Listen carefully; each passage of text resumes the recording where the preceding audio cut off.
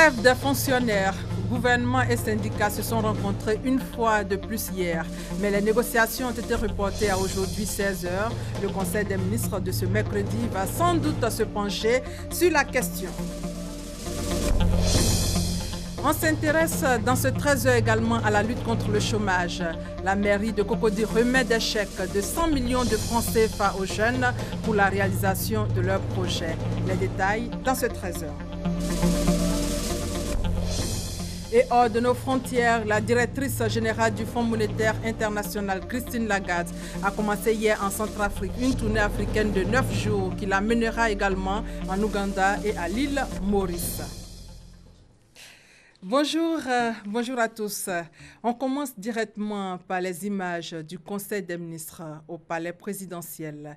La réunion est présidée par le chef de l'État. Le Conseil va sans doute se pencher sur la situation qui prévaut dans le pays. Ce soir, le compte-rendu complet de nos différents reporters sur place au palais présidentiel.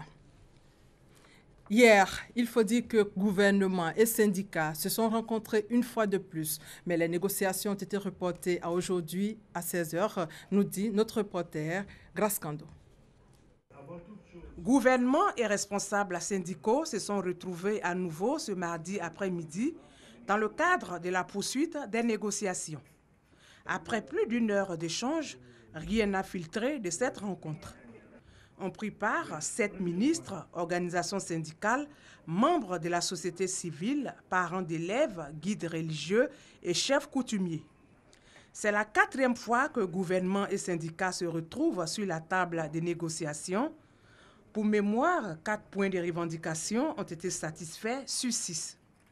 Par ailleurs, le Premier ministre, Amadou Gon Coulibaly, a également échangé à 2 reprises avec les responsables syndicaux. Et c'est à l'issue de la dernière rencontre tenue le dimanche dernier que le mot d'ordre de grève a été levé par la plateforme des organisations syndicales et l'intersyndicale des fonctionnaires de Côte d'Ivoire. Une autre rencontre gouvernement-syndicat est prévue donc pour aujourd'hui à 16 h. Sur la grève justement des fonctionnaires, le syndicat national de l'enseignement primaire public de Côte d'Ivoire donne sa position. Au vu des avancées dans les négociations avec le gouvernement, le syndicat appelle à la reprise du travail, nous dit Herman Niamien. Le syndicat national de l'enseignement primaire public de Côte d'Ivoire, SNEPSI, invite ses membres à reprendre le chemin de l'école dès ce mercredi 25 janvier. Selon le secrétaire général national du SNEPSI, des acquis notables ont été observés après les différentes rencontres avec le gouvernement. Sur les 6 points de revendication, selon Paul Nielou, 4 ont été satisfaits et les 2 points de désaccord font encore l'objet de discussions. C'est pour toutes ces raisons que le SNEPSI demande donc à ses militants, à ses membres, répartis à travers tout le pays, dans ces 22 sections régionales, 150 sections locales, de reprendre le travail afin de faciliter la poursuite des négociations dans un esprit apaisé jusqu'à la satisfaction de nos préoccupations. Paul Nielou, qui affirme que son syndicat n'est pas signataire d'un mot d'ordre de grève, souhaite que les dispositions sécuritaires soient prises par le gouvernement afin de permettre aux enseignants membres du SNEPSI de regagner sereinement leur poste. Si le gouvernement prend les mesures de sécurité nécessaires, nos camarades, si nous lançons l'appel, ils vont aller travailler. Mais s'ils ne le font pas, c'est clair qu'à cause de l'insécurité, ils vont rester à la maison.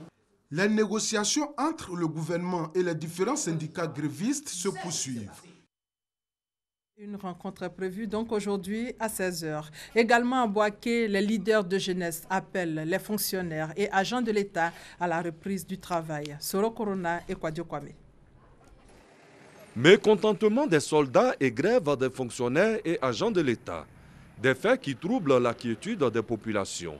Ces mouvements étaient au centre d'une rencontre initiée par les leaders des jeunes de Boaké avec à leur tête Charles Kangbe, député de Boaké Commune. Les responsables des organisations de jeunes ont fustigé la méthode de revendication des hommes en armes. Méthode qui crée d'énormes désagréments aux populations. Les initiateurs ont salué la clairvoyance du président de la République, Alassane Ouattara, et de son gouvernement qui a permis de trouver une issue à la crise. Le député de Boaké a invité les fonctionnaires et agents de l'État à reprendre le travail tout en privilégiant le dialogue. Aux fonctionnaires, nous disons qu'au-delà de leurs revendications, ils veulent voir l'intérêt national. Comme nous, ils ont des enfants, comme nous, ils ont des frères qui ont besoin d'aller à l'école, qui ont besoin d'être soignés, et cela ne peut pas se faire avec un arrêt de travail. Il faille que nos parents fonctionnaires comprennent qu'il y va de l'intérêt de notre nation et que chacun doit jouer son rôle, c'est aller au travail. À travers cette rencontre, les leaders de jeunesse ont exhorté les jeunes à se départir de la violence afin de faire de Boaké un havre de paix. Nous avons besoin d'être au contact de nos populations et c'est ce rôle que nous sommes en train de jouer.